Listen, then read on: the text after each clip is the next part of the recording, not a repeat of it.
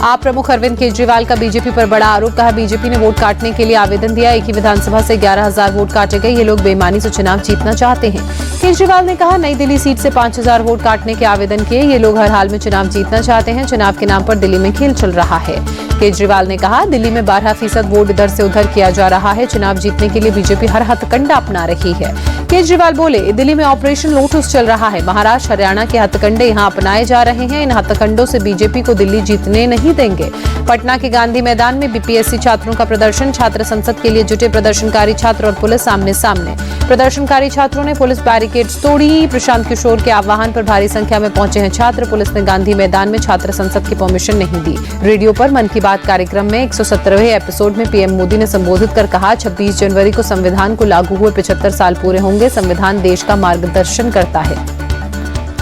PM ने महाकुंभ का भी जिक्र कर कहा कुंभ की विशेषता विविधता में है, महाकुंभ का संदेश एक हो पूरा देश। पीएम मोदी बोले प्रयागराज में महाकुंभ की भव्य तैयारी, ये कुंभ एकता का ही महाकुंभ है, एकता का संकल्प लेकर कुंभ में आए। पीएम मोदी ने कहा भारत की क्रिएटिविटी में बड़ी संभावना, यंग क्रिएटर्स इकोनॉमी में नई ऊर्जा ला रहे हैं। मन की बात कार्यक्रम में पीएम मोदी ने फिटनेस के प्रति लोगों के लिए जागरूक रहने के लिए कहा, साइकिलिंग के फायदे भी युवाओं को बताए और कहा कि कैसे आपकी सेहत को प्रभावित करेगी।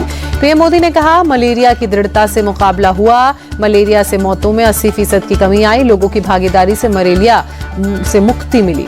देहरादून में सीएम पुष्कर सिंह धामी ने मन की बात कार्यक्रम सुना, कई नेता मौजूद रहे। हरियाणा सीएम सैनी ने भी पंचकुला में मन की बात कार्यक्रम सुना, सीएम सैनी के साथ कई स्थानीय नेता मौजूद रहे। दिल्ली में यमुना घाट पर पूर्व पीएम मनमोहन सिंह की अस्थियों का विसर्जन हुआ, गुरुद्वारा मजनू का टीला में शबद कीर्तन पाठ और अरदास भी की गई।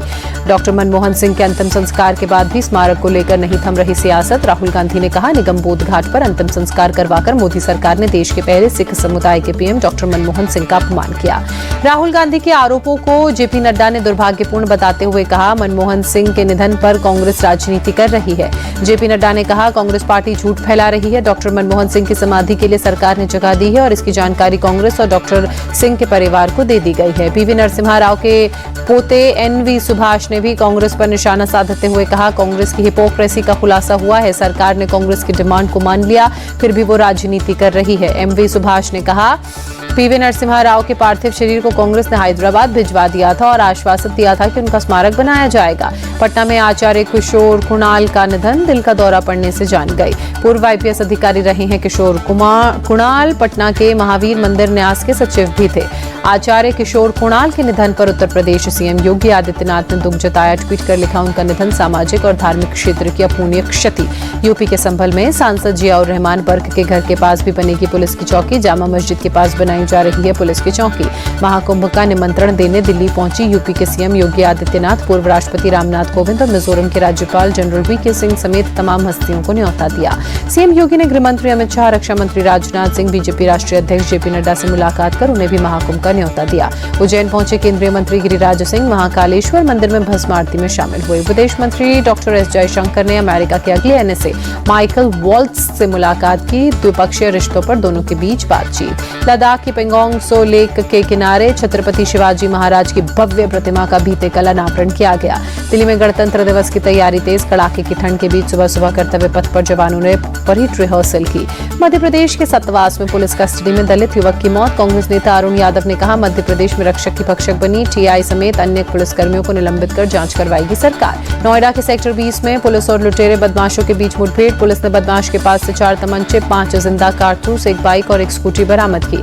डीएलएफ तिराहे पर चेकिंग के दौरान पुलिस और बदमाशों के बीच मुठभेड़, सेक्टर 30 में चोरी की वारदात को अंजाम देकर लौट रहे थे बदमाश, पुलिस ने 2 लाख रुपए कैश भी जब्त किया। दिल्ली के पंजाबी बाग में पुलिस और बदमाशों के बीच मुठभेड़, पुलिस ने 2 बदमाशों को अरेस्ट किया। बदमाशों ने दिल्ली के हरिनगर में आर्म्ड रॉबरी को अंजाम दिया, बदमाशों पर इंदौर में भी डकैती का आरोप। गैंगस्टर छोटा राजन को मुंबई की विशेष अदालत से राहत, 2008 में बिल्डर पर गोली चलाने के आरोप में कोर्ट ने दोष मुक्त किया। यूपी के फिरोजाबाद में पुलिस और प्रशासन ने धार्मिक स्थलों पर लाउडस्पीकर उतारने का अभियान चलाया, सरकार के आदेश के बाद कार्रवाई। जम्मू कश्मीर के श्रीनगर में जबरदस्त बर्फबारी, पहाड़ों पर बिछी बर्फ की सफेद चादर, सड़कों घरों की छतों पर बर्फ ही बर्फ।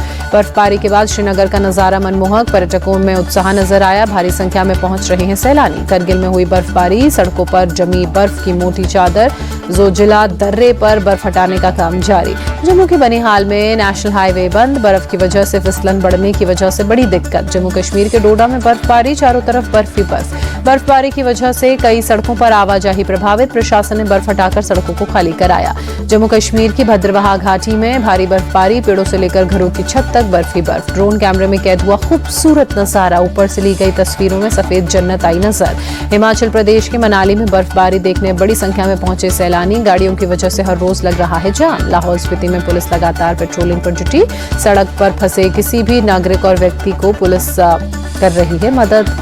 उत्तरकाशी में भी भारी बर्फबारी का दौर जारी, चारों तरफ नजर आई बर्फ ही बर्फ। सड़कों पर जमी बर्फ को हटाने के लिए मशीनों का इस्तेमाल, प्रशासन ने चलाया अभियान। हिमाचल प्रदेश के धर्मशाला में मौसम का मिजाज बदला, कई इलाकों में बारिश। राजस्थान के माउंट आबू में कड़ाके की ठंड, गाड़ियों की छतों पर बर्फ की पतली परत जमी। राजधानी दिल्ली में शीतलहर का कहर, कई जगहों पर कोहरा छाया। ठंड से बचाव के लिए लोगों ने लिया लाभ का सहारा। दिल्ली के सफदरगंज इलाके में भी कड़ाके की ठंड, सफदरजंग में न्यूनतम तापमान 9 डिग्री सेल्सियस दर्ज किया गया। यूपी के प्रयागराज में कड़ाके की ठंड, शहर के कई हिस्सों में घना कोहरा, बचाव के लिए लोगों ने लिया आग का सहारा। वाराणसी में भी जबरदस्त ठंड, तापमान में गिरावट से शीतलहर का कहर, आसमान में छाया कोहरा, विजिबिलिटी लो। कानपुर में तापमान में भारी गिरावट, शहर में शीतलहर का कहर, कई जगहों पर कोहरा। ठंड से बचाव के लिए लोग ले रहे हैं लाभ का सहारा। उत्तर प्रदेश के आगरा में ठंड, तापमान में भारी गिरावट, सुबह सुबह धुंध में छिपा ताजमहल। जयपुर में जमा देने वाली ठंड के साथ जबरदस्त कोहरा, घने कोहरे के चलते विजिबिलिटी लो। चंडीगढ़ में तापमान गिरने से शीतलहर, ठंड बढ़ी, आसमान में कोहरा छाया, विजिबिलिटी लो। मेलबर्न टेस्ट में भारतीय तेज गेंदबाज जसप्रीत बुमराह ने कई रिकॉर्ड बनाए। एमसीजी पर सबसे ज्यादा टेस्ट विकेट लेने वाले विदेशी गेंदबाज बने, 200 टेस्ट विकेट भी किए पूरे। बुमराह ने 19.38 की औसत से 200 टेस्ट विकेट पूरे किए। ऑस्ट्रेलिया में खेली टेस्ट सीरीज में सर्वाधिक विकेट लेने वाले पहले भारतीय भी बने बुमराह। नीतीश कुमार रेड्डी ने ऑस्ट्रेलिया में बनाया टेस्ट करियर का पहला शतक। युवा क्रिकेटर ने ऑस्ट्रेलियाई गेंदबाजों का डटकर किया मुकाबला, पारी के दौरान 10 चौके और 1 छक्का लगाया। नीतीश रेड्डी ने 80,000 दर्शकों के सामने खास अंदाज में सेलिब्रेट किया अपना पहला शतक। स्टेडियम में खड़े होकर फैंस ने बजाई तालियां, स्टेडियम में मौजूद पिता की आंखें नम हुई। शतक के दौरान नीतीश कुमार रेड्डी का खास रिकॉर्ड, ऑस्ट्रेलिया में 8वें नंबर पर बल्लेबाजी करते हुए सबसे बड़ा इंडिविजुअल स्कोर खड़ा किया। ऑस्ट्रेलिया के खिलाफ शतक जमाने वाले तीसरे सबसे युवा भारतीय बल्लेबाज बने। दिग्गज क्रिकेटर सचिन तेंदुलकर ने भी नीतीश कुमार रेड्डी की पारी की तारीफ करते हुए एक्स पर लिखा, नीतीश की यादगार पारी। महान क्रिकेटर ने वॉशिंगटन सुंदर की भी तारीफ करते हुए लिखा, शानदार खेल। नीतीश कुमार को शतकीय पारी का मिला इनाम। आंध्र क्रिकेट एसोसिएशन ने 25 लाख रुपए कैश प्राइज देने का ऐलान किया, कहा हमारे लिए ये खुशी का पल। विजय हजारे ट्रॉफी में उत्तर प्रदेश ने छत्तीसगढ़ को 32 रनों से हराया। उत्तर प्रदेश ने 273 रनों का लक्ष्य रखा था। छत्तीसगढ़ की टीम 50 ओवर में 240 रन ही बना सकी। यूपी के कप्तान रिंकू सिंह 1 रन बनाकर पवेलियन चलते बने। अभिषेक गोस्वामी ने 85 रनों की पारी खेली। शिवम मावी ने 52, समीर रिजवी ने 48 रन बनाए।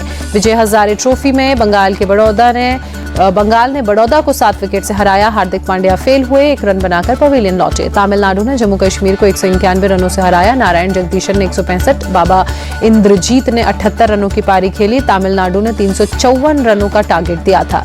महाराष्ट्र ने हिमाचल प्रदेश को 84 रनों से हराया। महाराष्ट्र के कप्तान ऋतुराज गायकवाड़ का नहीं चला बल्ला, 8 रन बनाकर आउट हुए। 360 रनों का पीछा कर रही हिमाचल की टीम 276 पर ऑल आउट हुई। ग्रुप सी के मैच में पंजाब ने मुंबई को 8 विकेट से हराया। मुंबई ने 249 रनों का टारगेट दिया था। पंजाब ने 2 विकेट खोकर जीत हासिल की। श्रीलंका के खिलाफ 3 मैचों की T20 सीरीज के पहले मैच में न्यूजीलैंड की जीत। पहले बल्लेबाजी कर न्यूजीलैंड ने 8 विकेट खोकर 172 रन बनाए। डिरिल मिचेल और माइकल ब्रेसवेल की अर्धशतकीय पारी। 173 रनों के टारगेट का सामना करने उतरी श्रीलंका की टीम की शुरुआत ढीली रही। पहले विकेट के लिए प्रथुम निसांका और कुशल मेंडिस के बीच शतकीय साझेदारी बेकार गई। मैग्नस कार्लसन को फिडे का नोटिस। World rapid and blitz chess championship से बाहर, ड्रेस कोड का पालन न करने पर फैसला।